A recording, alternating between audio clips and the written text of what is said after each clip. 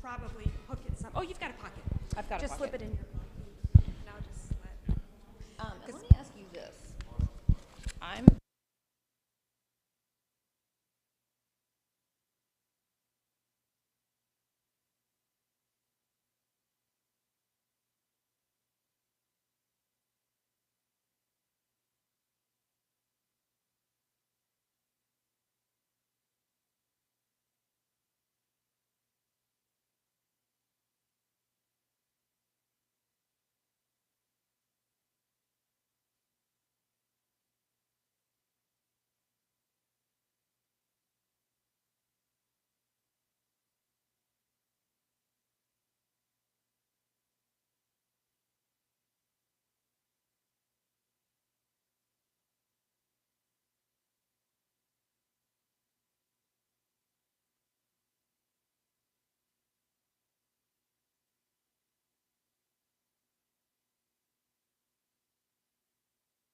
So we'll get started in about 1 minute.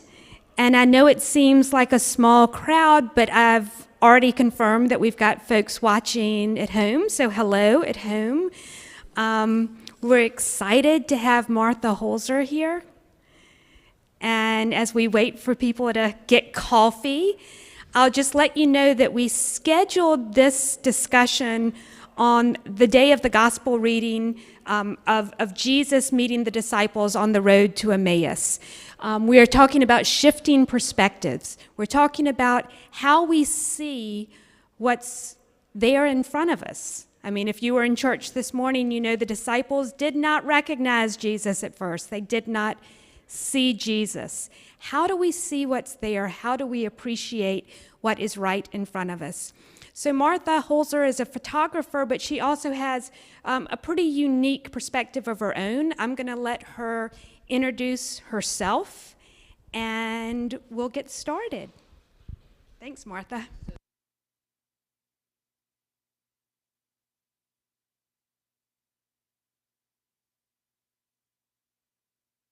okay. Great. Hi. So it sounds like everybody can hear me because I can now hear myself echoing. I'm Martha Hoelzer, and I'm a photographer. I've been in the area now for a little over 20 years. It seems really hard to believe that sometimes. But I've been doing photography since I was in high school. So I've had a long run of it, if you will. I ended up taking a photography class, started playing around with my dad's camera, ended up working for the Daily Tar Heel my senior year as a photographer. I think I worked on the paper my high school senior year as well as a photographer, and then in 2008 decided to take a leap of faith and started my own photography business. So I've been doing that ever since, sometimes in conjunction with other jobs, and I just had it as a side gig, but now I'm doing it more full time. So anyway, so I'm here to share a little bit about photography and get you all excited about trying to do some things that you might not think that you can do, because I think you can. So to that end, does everybody have a camera? You don't have to have a big camera like this, but does everybody have like a phone on them? Okay, so I want you to go ahead and get your phones out because we will be doing some interactive things this morning. So I'll get to that in just a minute. So what we see and how we see it can lead to a recognition of our own beliefs. I want you all to take a look at this image and think about what it is that you see. See the reflection in the water, and I want you to think about, like, how is it that you structure taking a photograph? You know, you might see a scene that has the trees, the water, you know, and then think about how you're going to position yourself in relation to, like, taking that picture. So what I would like to encourage all of you to do is sort of shift the perspective of, like, what it is that you want to share and how you reach that point. So I want you to think about, how often do you actually really take time to slow down on a regular basis? Like, take time to look around this room right now.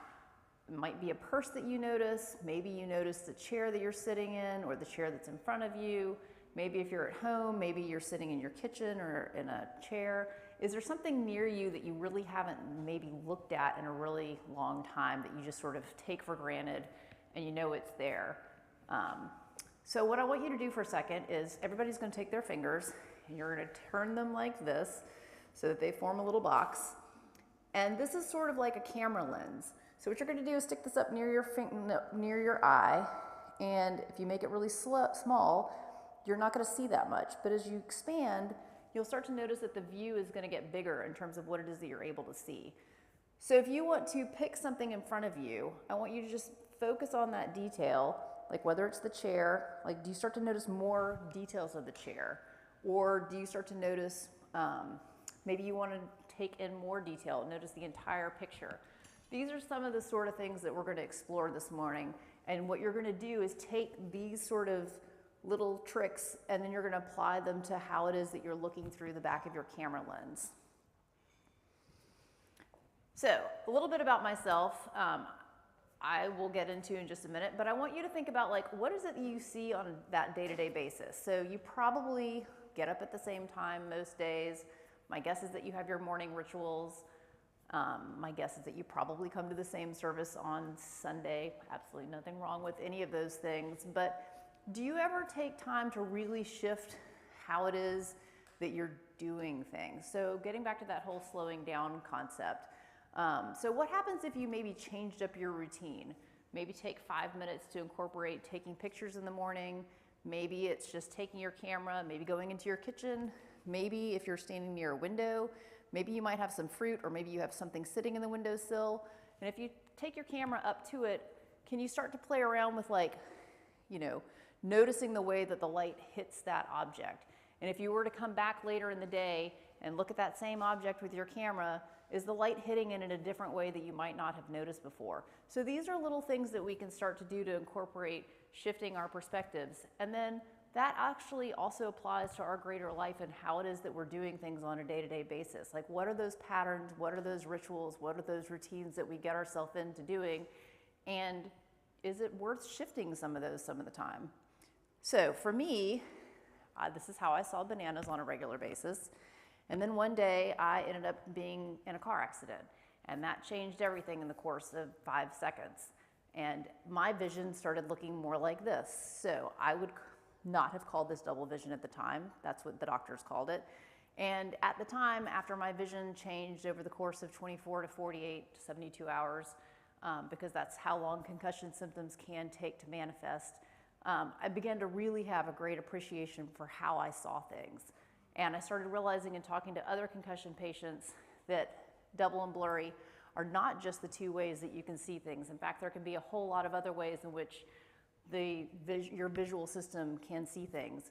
And actually 80% of what we take in is, you know, through the visual system, but that's how much a traumatic brain injury patient can like have their symptoms impacted by that.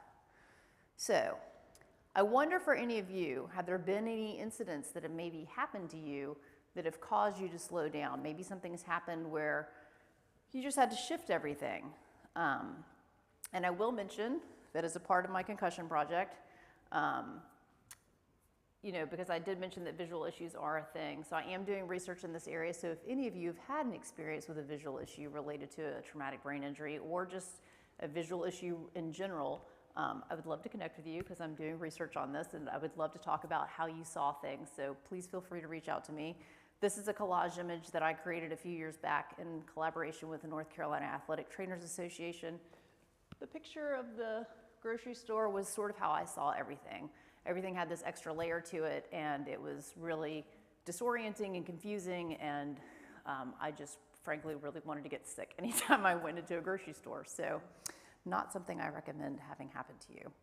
So with shifting perspectives, this is what we're going to go into exploring today.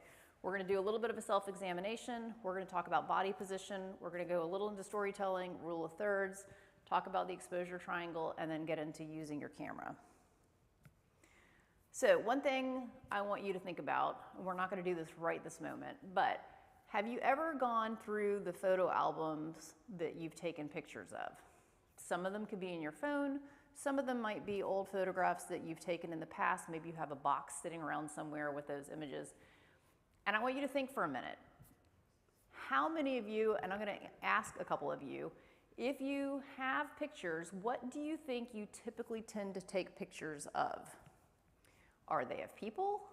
Are they of landscapes? Maybe they're of animals. What do you all think that you might be more drawn to when you take pictures? Yes, all of them? All of them? Anybody else? All of them? People? People? Architectural details, okay. Cats? Anybody else? Okay. Flowers, yeah, flowers, yep. So then another question is like, what's the style that you take them in? Do you like to take them when they're posed, or do you like to take them when they're like in the moment, or maybe more of like a photojournalistic sort of style? So these are other things that you can start to think about like as you're beginning to play around with your camera and when you're going back through your pictures. So I stole this image from the presentation that I was creating, and I liked it, so I kept it. And I'm going to refer back to this image because it's going to pop up a couple different times. But I want you to think about like when you're taking a picture, everybody stand up for just a minute. Now I want you to take your camera, could be your phone, and I want you to act like you're taking a picture.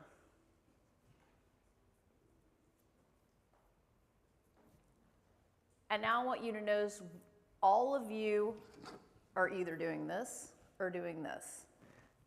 And that picture, how do you think that picture was taken? Straight on? Or do you think you were slightly below?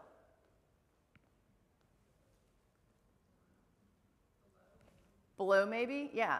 So what I want you to start to think about is like, this is really our default habit on how we take a picture. It's either going to be holding the phone this direction vertically, or sometimes people get in the habit of taking it horizontally. And then the other thing I want you to think about is like, notice the way you're holding your camera. This might sound really, really stupid, but if you're holding it like this and you're not holding it securely, if you have any handshake, maybe you've had too much coffee that morning, maybe something else has happened and your hands just shake like mine sometimes do. If you're holding it in a way that has more stability by using both hands, you're more likely going to have an image that comes out more crisp. The other thing is that, all right, I'm going to turn my phone on. So you can, if you didn't know this, here's a neat trick for any of you iPhone users. All right, you have your screen. If you literally just take your phone and swipe to the right, no, that's the left, sorry. Swipe to the left, it automatically goes to the camera. So you don't have to go to the button. That is one way of doing it, but this is one of my favorite ways of immediately getting to it. So now you have your camera. Now, the next thing you can do is if you rotate the camera, whoops, so you've got this up. Now, your two speaker buttons on the iPhone are going to be up at the top. So one of those buttons, I believe it's the one on the right, will let you take a picture. So if you're actually holding the phone stably and you don't want to have to push the button that's in the middle, you can actually push the volume button, and that'll let you take pictures. And so now you're going to be automatically putting yourself into a good body position to try and take a stable image. Did everybody successfully try that? And you can sit back down now if you would like to sit back down, sorry. Okay, so the other thing is I want you to notice in this picture, so this particular picture I really love. So I was in Iona a couple of years back, and I really loved that Denise had stopped on this walk that we were doing, and she stopped to take a picture. So all of you can see her. She's got her camera there. She's got her image, like a brace, so that she could take that stable image. And I really happen to just love this quote that I came across. The camera is an instrument that teaches people how to see without a camera, by Dorothea Lange. So I really do want all of you to recognize that having a camera is a wonderful tool to take pictures, but as a photography teacher told me a long time ago, some of the best pictures you will never take are those when you don't have your camera with you. Yeah, they'll be in your head. So if nothing else, even if you feel that you don't have the technical skills to capture the camera, or you can't capture that image quite in the way that you wanted to, at least trying to get it will be something that could be a memory to spark back that point of joy. Or maybe it's just seeing that little thing down the road as you're driving by and thinking, oh, if I could only take that image. Just remember that moment. Okay, so I'm going to show you this image, and I'm going to show it to you again in just a second. So I want you to notice this, and then this is it just a little bit further back. So again, where do you think I was positioned when I took this picture? Crouching? Yeah, so probably more like this. So if you do that, don't be afraid to do that and then get down towards the bottom of the ground. And I encourage you to all think about this, because if I were to just do this just now, and if I had a way to show this to you, it's kind of an interesting shot because I'm getting a little bit of the floor, I'm getting a little bit of the chairs, a little bit of the bottom of your feet, and then you can see that there's people sitting in the room. Alternatively, I could stand up here and take the picture of all of you, and it would be sort of exactly what you would think, a room full of people, but if you change where you're standing in relation to all of you, so if I wanted to say, okay, the room is really crowded, or maybe it's not as crowded, if I were to move over here to take a picture of where Jenny is, and I would get in over here, I might just start to fill in the picture in a way that now you don't notice that there's as many empty chairs. Or maybe I come over here and say, I'm gonna get a picture of Rob and Kim, and now there's a few of them in focus and some others that might not be in focus. So you can start to really tell the story of what it is that you're wanting to share. So I'm saying this to all of you, that don't be afraid to move where you are physically in relation to what it is that you're wanting to capture a picture of. And also, if you take your picture like this, instead of trying to push that button, you can hold the camera above your head. It's not something that you'll do all that often, but sometimes it can produce a really interesting picture, and I highly encourage you to do this. And it's really worth doing this when you have the volume button on the right side, and then you can just push that button again. And so it's an interesting perspective.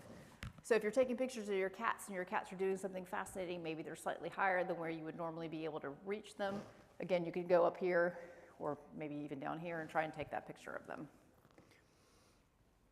Oops, so I accidentally put this picture in here twice, but I wanted to give you some different perspectives of like pictures of the water, right? I'm sure many of you go to the beach.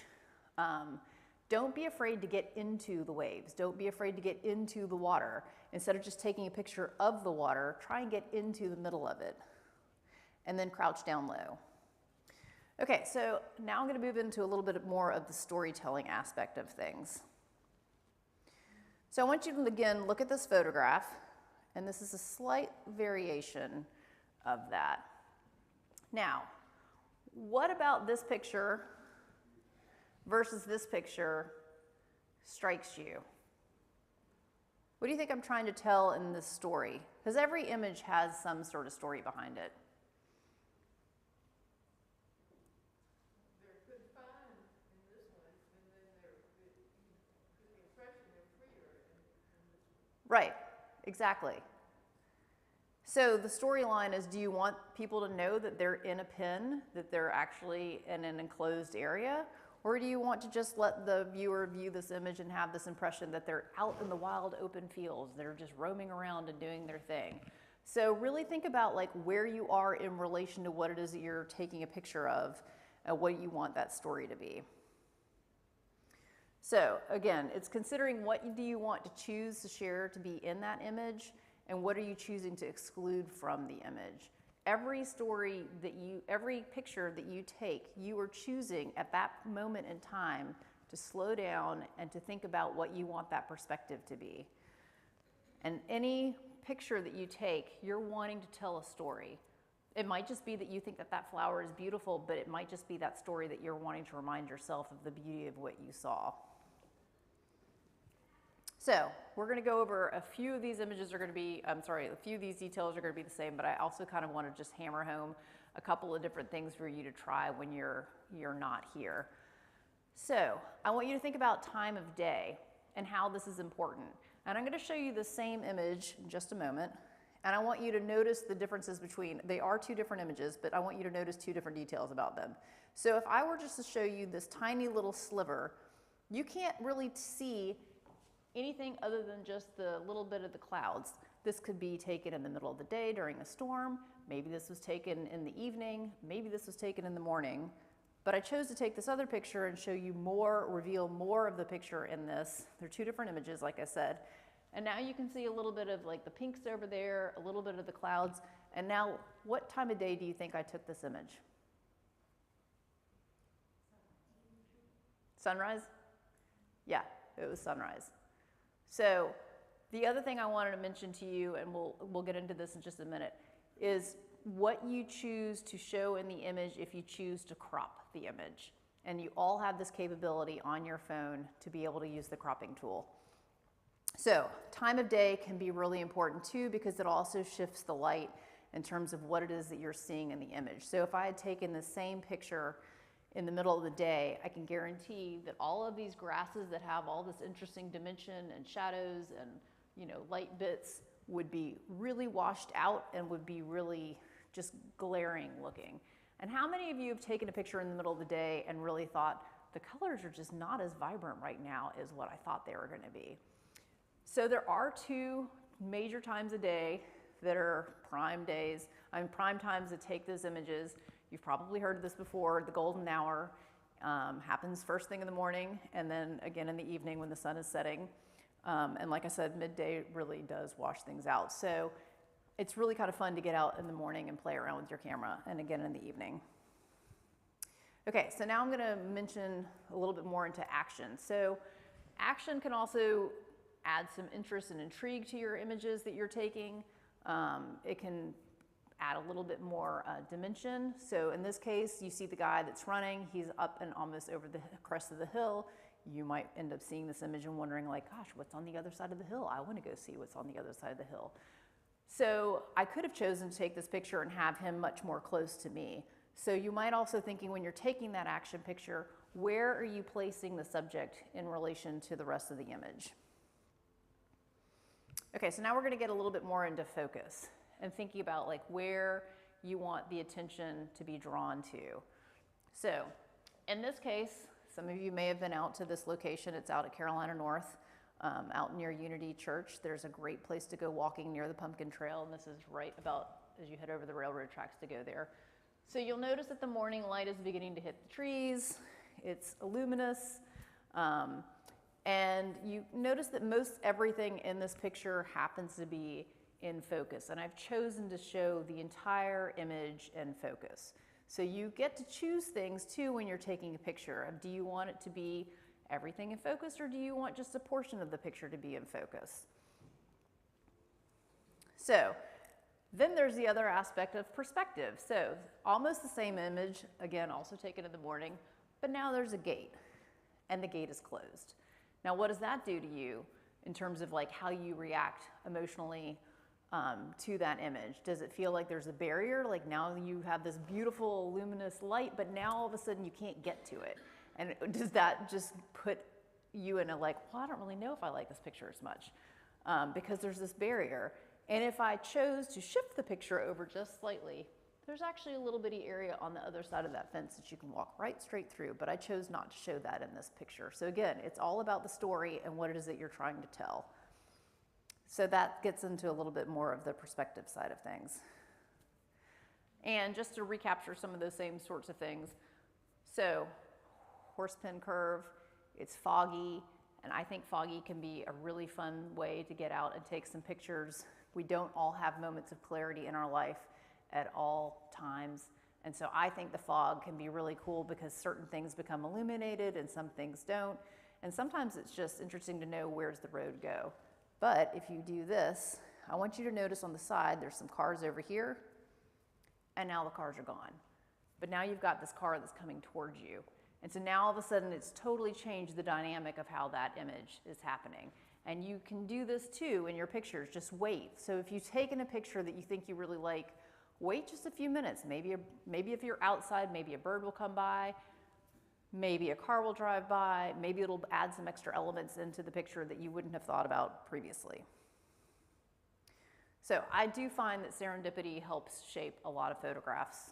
I didn't put it in here, but I was in a mosque in Delhi once, and I was fascinated with seeing some of the people pray, and there was this beautiful archway, and at this particular point, nobody had been in the praying area, just outside of the, I don't know, you're not inside the mosque, you're just kind of in this outside area, but this beautiful archway, kind of like this at the very end. And all of a sudden this guy decided to pray, and then this bird swooped past, and he had his arms wide open, and it was like one of the most magical moments. Like I literally got chills as I was taking the camera, and I was like, did that come out? So like really just being in the right place at the right time, if you just keep opening yourself up to it, you really can start to capture some things that you wouldn't have thought you would capture otherwise. Okay, so we're going to get into a bit more about composition. And I want you to notice again with this image, notice things about light. Light is really one of the key components to your photographs, and shadows. There's definitely an interplay between the two. And if you'll notice over here, the light is clearly striking from this direction. It's not going straight on, right? So it's at an angle. But then in addition to that, while that one piece is in the center, your eye is probably more naturally drawn to that one on the right. Do you all agree? Yeah. So the composure in which that image is laid out is really nice. So how many of you are familiar with the rule of thirds? Okay, so we're not going to go into this too much, but the rule of thirds is intended to be broken.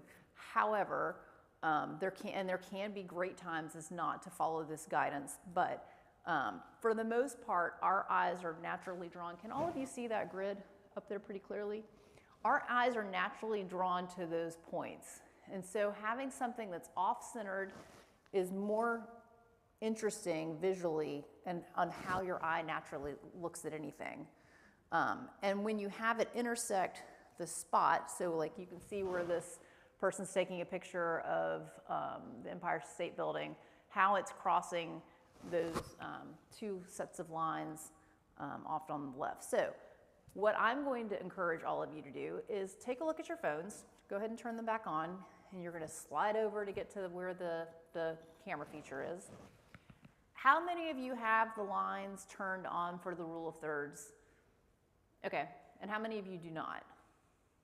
Okay, so we're going to do this really quickly so that you can have this on your camera. And just so you know that this does not actually show up on any of your images, this is just a guidance point for when you take the pictures. So you're going to go to your settings.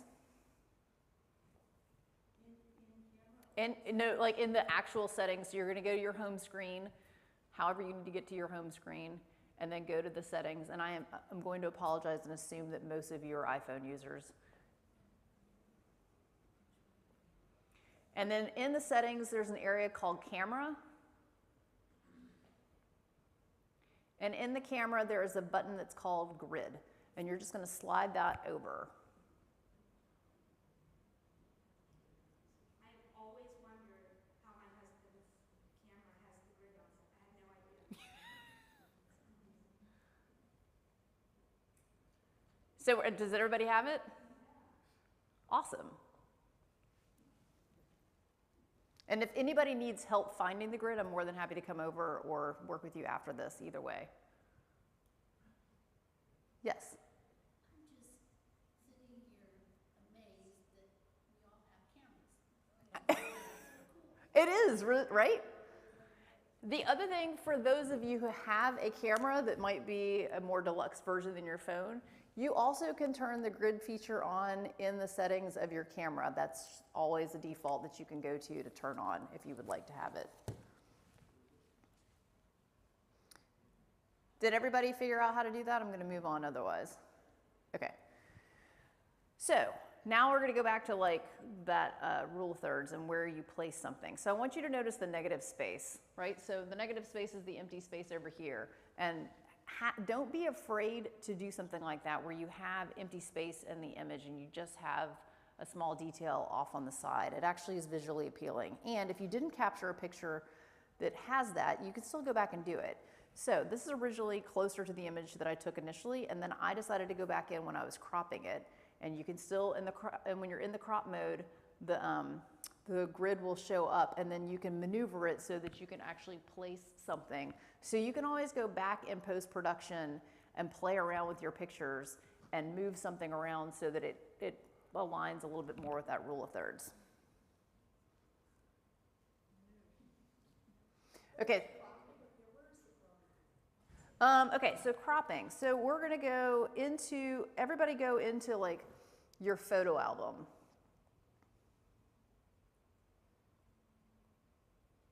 So if you're in just pick one picture that you have.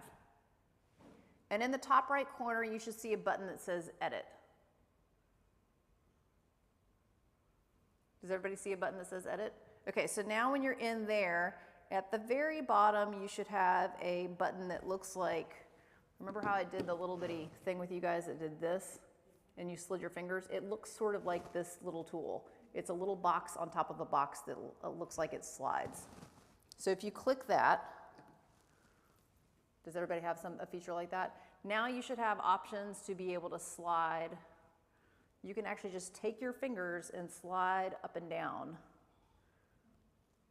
if you want to grab the corner, what you want to crop. I wish there was a way for me to video this up close so you guys could see what I'm doing, but does that make sense to everybody? So I'm just gonna walk around and show you. So this is the picture I picked, and if you just grab the corners, now you can slide the grid, and that's gonna be what crops. Does that, so you just grab the corners, it could be any corner. Do you see how the grid moves around? Yeah. That's how you're playing around with it. So you guys see, so you're grabbing this, Yeah. got it? Yeah. And you all see this? So if you grab, so if you grab the corners right here, That's how I got you up close. there you go. And then that will pop your grid moving around. All right, one more time. Sure. So if you go into edit, Yeah. and then you're gonna go to this button, Oh, that's the crop button. Oh, And then you can do Oh, this. yeah. Wow, and the grid follows you then. And then the grid follows you, yeah. And if you grab it, yeah, that's how you do it. Okay. Does that make So sense? it's- Yep, so you're just gonna take your finger. Is that Iona? It That is Iona. Well, do you know what we used to joke about the Sheep shots. shots that I took? I have a bunch of sheep shots in here. Okay. So the other thing to show you while you're in here is in the top, while you're in the edit button, there is another button up at the top that has like, it looks like a bunch of boxes layered with one another. If you click that, that keeps, hold on, let's see. Okay, so if you click that button, now mine is illuminated so that it's, you're gonna go back into the crop feature. Okay. And then you're going to click that button. Okay. So does everybody see this button up here, this little box, if you're in edit? Yeah, so if you're in, we're going to go into crop, Oh, into crop. and then Down that there. button. I see. So you're going to be in that button here. Oh, yeah. So let me just pop you over here. Yeah, so if you're in edit, you're in the crop feature still, and you're going to click that little button there. Yep. This, now you'll notice at the very bottom it says original square wallpaper 9/16. So clicking that button, then if you click any of these, it changes the shape of what the size of the picture is. So it keeps it constrained so that you don't lose the dimension. So if you're cropping it the way I showed you initially, it's sort of a free form and you can lose perspective in terms of like, if you were to take the image and get it printed, for example, and you made it really long and narrow, and you want it to be a 4x6, the long and narrow is not going to print nicely on a 4x6. So if you click this, it enables you to keep the integrity of the rectangle or the square, if that makes sense. The ratio. The ratio, thank you. Is that what if you swipe this way and the numbers at the bottom, is that the Yep, ratio? yeah, so that changes so the ratio.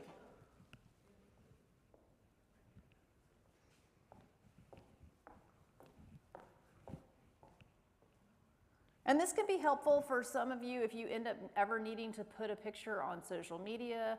If you've got a headshot and it says, I need you to submit it in a small square or whatever size, like you can play around with these different dimensions if you need to. It's also helpful if you just want to take the picture because you want to have it get printed. You could always send it to the print shop that way too. Or maybe you just like viewing it on your camera that way.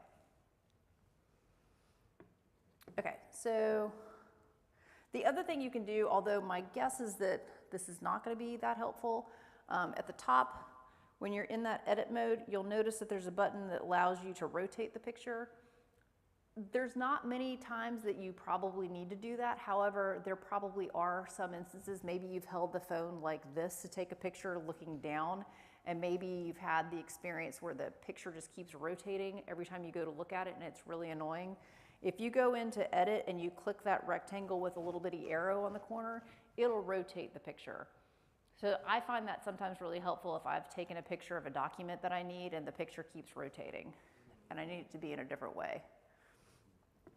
Okay, so moving off of that, let me pop into a little bit about the exposure triangle. So I'm not going to get into this too much, but I do want you to be aware of these things. So how many of you are familiar with the exposure triangle? Okay, so in a camera, where this all began with, you all are probably familiar, well, I was going to take the lens off, but I just realized that this is a mirrorless camera, so you can't see the iris. But all of you are probably familiar with like an old camera where like you know that the iris opens and closes, right? So that allows the amount of light that gets to the camera sensor. And you've probably all taken pictures in your life where you've looked at the image and the image looks really grainy. That has to do with what used to be the film speed, which is the ISO, and that has to do with like how the light interacts with the sensor and onto the film. And then the aperture is, again, that iris opening, so that has to do with the depth of field. So if you have an f2.8, and I'm going to get into this a little bit technical now because this is going to make sense in a minute. So when you have a 2.8 over here, oh, that's not as crisp as I wish it was, sorry. You'll notice that it's really blurry looking, but in reality, when you've got a 2.8, that means you're going to have a really shallow depth of field. So like if you focus on me and depending on how far away from you, you might only get my nose in focus and the rest of me is going to be blurry. If you took it with the small opening of an f22, while that's got a really pinpoint hole of light to come through, everything in the entire field, all of me and everything behind me would all be in focus. So it's kind of a backwards ratio in terms of the smaller the hole opening is, the more light, the less light, but the more that's going to be in focus. And then that all relates to the shutter speed. So that's how fast and slow that shutter is opening and closing, which impacts all of your action shots. And then over here, the ISO has to do with that, how much light is getting to the sensor, which means if you're taking a picture and there's not enough light, if you started to notice your picture is getting grainy, that could be one reason why. It also could be because you're zooming in too far and that your phone's camera's megapixels can't handle the zoom at that point because it's now getting into an optical zoom. So, and then just to put this in relation, I hope you can see this. So what I was mentioning a minute ago, over here, the f1.4, the person's in focus, but over here, everything is in focus. But if you go down, then everything, if you were to have the shutter open for a half a second, everything is going to be totally blurry. But if you have a really fast shutter speed at 1/100th of a second, it's going to be really crisp and fast and capture everything. And then down below, you start to notice the higher the ISO, the more grainy everything is going to end up getting. So again, with focus, it's choosing not only what you want to be in focus in terms of perspective, but it's also thinking about that depth of field in terms of, okay, is the camera opening going to be really little or really wide? So how many of you think your cameras have portrait mode on them? Okay, even if they don't, that's totally okay. Your camera will end up trying to get in, as you move closer to the subject, it'll try to either blur out the background. If you get in too close, it won't blur at all. So what I want you to do is go back into your cameras, and I want you to go to the bottom, and you'll start to notice like you usually have an option for some type of video, the photo mode, or portrait mode. How many of you have used portrait mode before? Okay, so we're just going to pop into portrait mode for a minute. And probably if you are all familiar with this, like you'll notice up there where it's got the yellow lighting, like, and once you move the camera in relation to your subject, and when the camera is happy, for lack of a better word, it will pop into portrait mode, and at that point, it will have blurred out the background, and your subject will be in focus. If you're in portrait mode and that is not lit up where it says either natural light or studio light or whatever option you have it as you can't do what I'm going to show you in a minute. So what you want to do is everybody if you have portrait mode, I just want you to like focus on either a person or the chair or something. So so that they're in that mode where it lights up being natural. And I want you to notice too, in this mode, in the newer cameras, they also have something that says called natural light, and there's like a little wheel you can pull up, and then if you move your finger on here, it can alternate between natural, contour light, studio, or stage lights. It's natural, studio, contour, stage. High key light. So there's like a wheel. Yep, so it looks like a square, so you're just going to do this. Ah, okay. Nifty. Yeah, so if you play with this, and if you don't, but the only way this works is when it's yellow. Otherwise it doesn't, so you want to make sure, like so focus on me. Okay. Am I showing up in yellow? Is it saying move to, Studio light? but is it yellow? If it's not yellow, you're not going to be. It is. Hers is yellow. Okay, so now take a picture.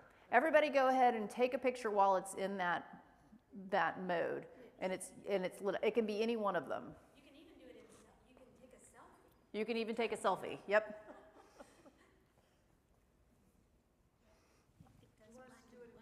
You can do it in black and white. You can do it in any one of those on the wheel. But what we're going to do in just a second is going to go into an edit mode, and I'm going to show you what you can do in edit mode with this.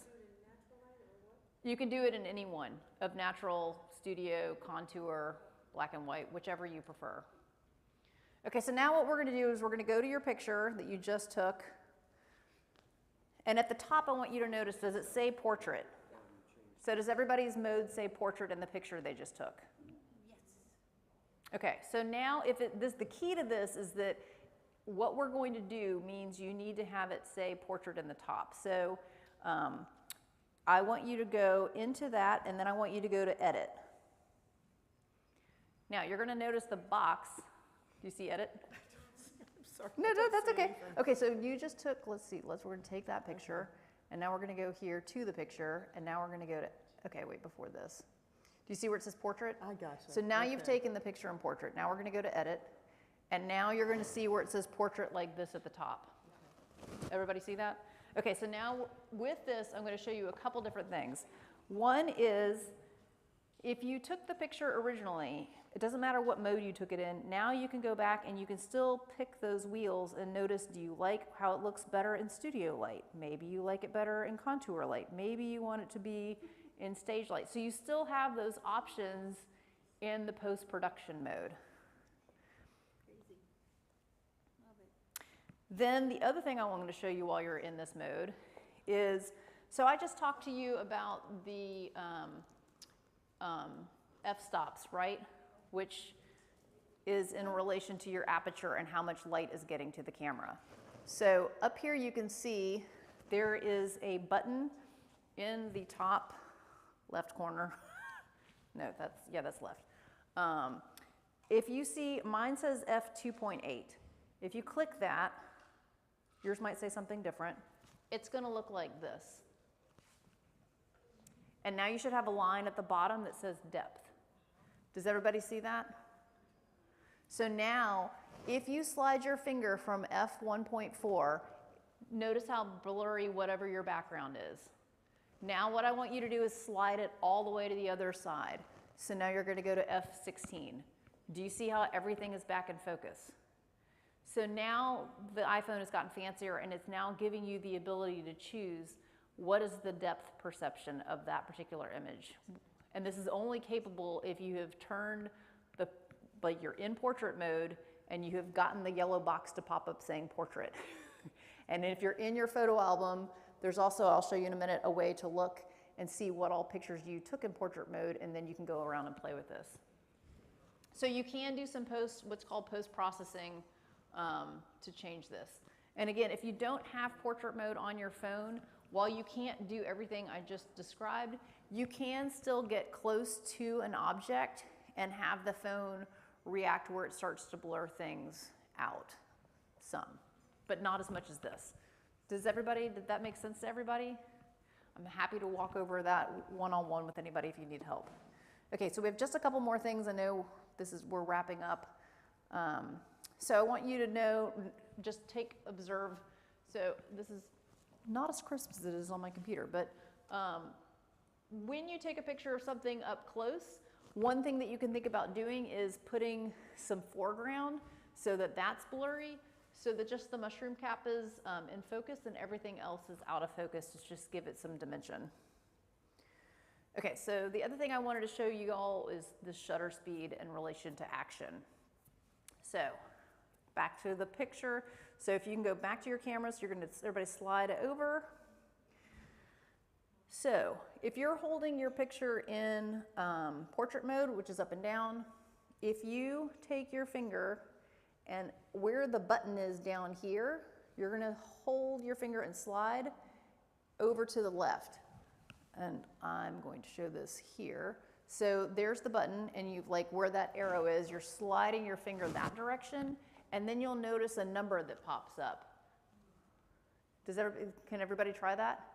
So you're just gonna touch the screen and slide it over. And do you notice a number that just popped up?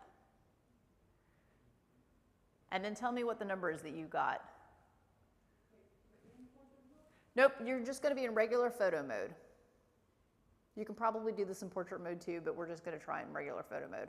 So literally you're just gonna put your finger onto the thing and slide over. Okay, so slide over to the right. That is a shortcut for turning on the video. But if you take your finger and just slide it over to the right, and you don't have to even hold it on for that long. If you hold it for a long time, you'll start to notice a lot of different numbers. Did anybody notice that?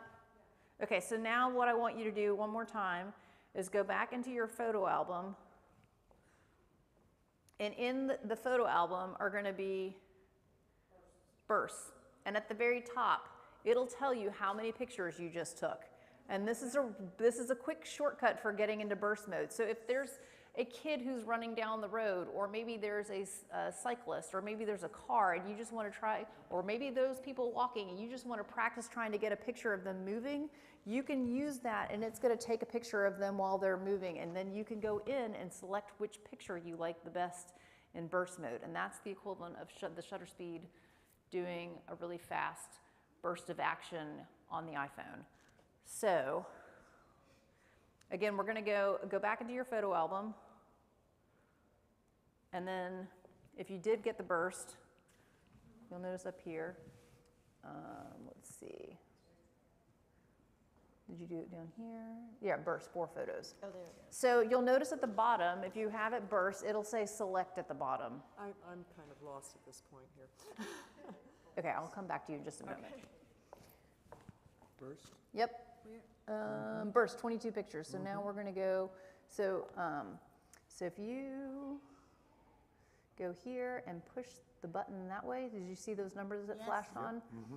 So we're going to pull up here, and now it says burst 10 or 5 photos. So You lost me a long time ago. I'm sorry. that's okay. Yeah. All right. Okay, so we're going to do, let's go into your camera for a second. Okay.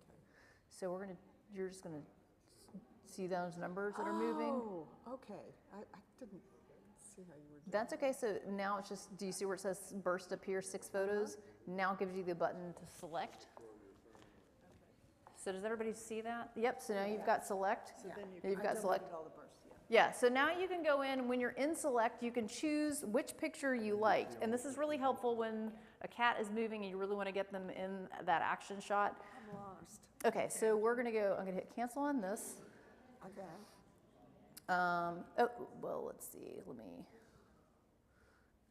sorry, you want to go back to the camera? So you're just going to, so for both of you on the camera, do you care if I cancel this for a second? Sure. Yeah. Where do you want to go? Just to the camera. Okay. So if you want to get into your camera for me for a moment. So what you're going to do is take your finger and slide to the right. Slide to the left. Started at 5 times. Did you see? Well, did you see all these numbers that are popping up? Right. So now if we go here, in the top corner it says burst, 7 photos. Whoops. Do you see where it says burst 7 photos in that top corner? So, whoops, so now it says select. Except it looks like 17. Oh, it's the parentheses, that's why. That's okay. So anytime you've done a burst, it'll tell you how many you took, and then at the bottom it gives you the ability to select. So we're just going to slide. Oops. Oh, so you get to just hold. So I forgot to mention this, I apologize. If you have an older phone, all you have to do is put your finger onto the button, and it'll just click, click, click, click, click right through. And it'll then tell you in the picture that you had the burst up here. See that? Oh, okay. And it'll always tell you select. So then what you do is if you hit the select button, then you can choose which pictures that you liked out of that grouping. And so then you can select the 2 or 3 pictures that you really like, and you can discard the rest.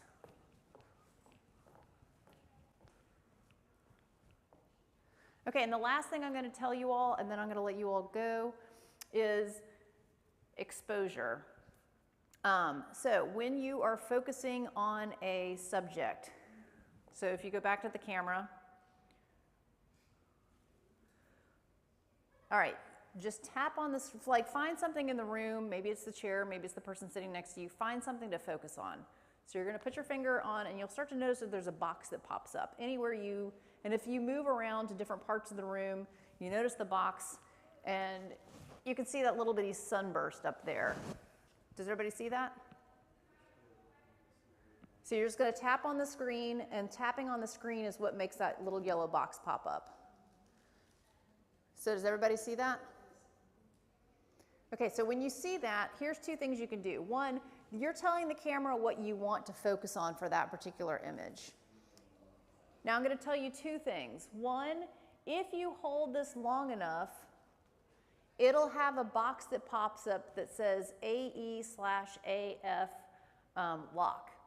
So if you hold that box will pop up eventually, and it locks it. So now, if you're having somebody walk by, or maybe you're focusing on a plant and it's moving around and it's blurry, there's motion because the wind is blowing and you want just that one thing to be in focus, the camera's going to only hold the focus on that one spot.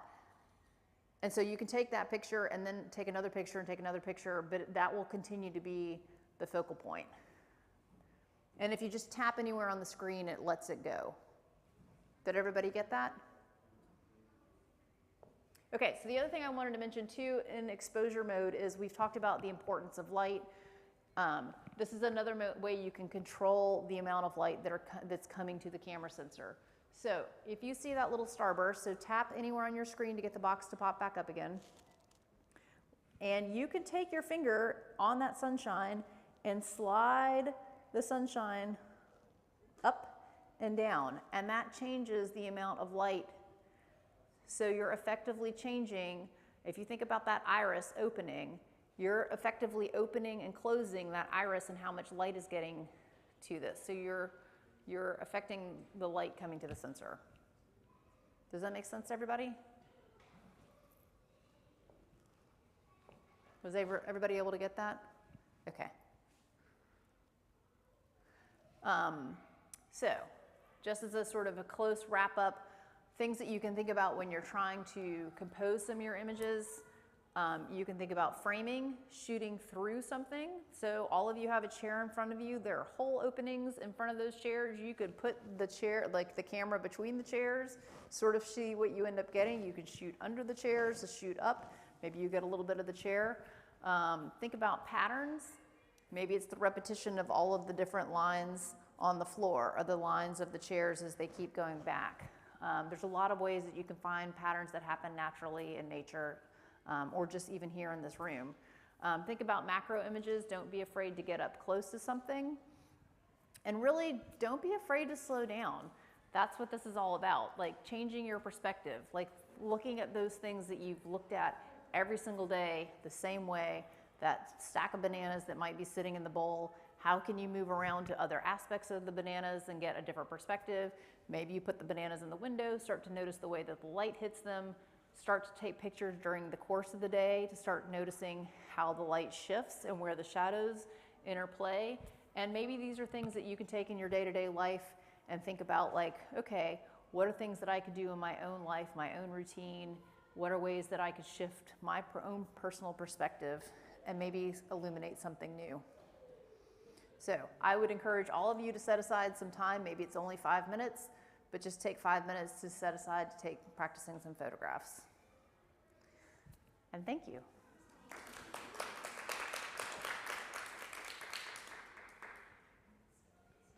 And Martha, we can visit your website for All sorts of things, all sorts of things. You can get in touch with me about my vision project that I'm working on related to concussions and brain injuries. You can get in touch with me. I'm happy to do one-on-one workshops with you. I'm happy to do group workshops, happy to do headshots, family shots, event photographs. I've kind of done a lot in all of it, so happy to do any of those things. So thank you all.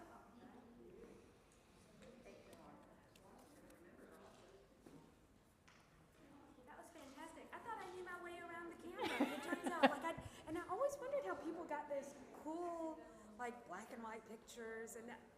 Now you know. Now I know. Now you know. Yeah. Oh, and if I have your attention for 2 seconds, I forgot. I'm volunteering with a group, and we are doing a fundraiser that lasts for the next 3 weeks. If there are vendors like Fifth Season Gardening that you need gardening supplies from, or maybe you like to go to Whitehall Antiques and go shopping, maybe you like to go to Neil's Deli to get lunch, or perhaps you like to go to some of the other places in town. I have a $35 card that you can buy that goes back to help support nonprofits like Table and Porch and other groups, root causes that are doing food insecurities and education. And by your shopping at any one of these vendors over the next 2 to 3 weeks, it ends on May the 7th, you will be helping give money back to those groups. So these are available for $35 so that you can go and support those groups.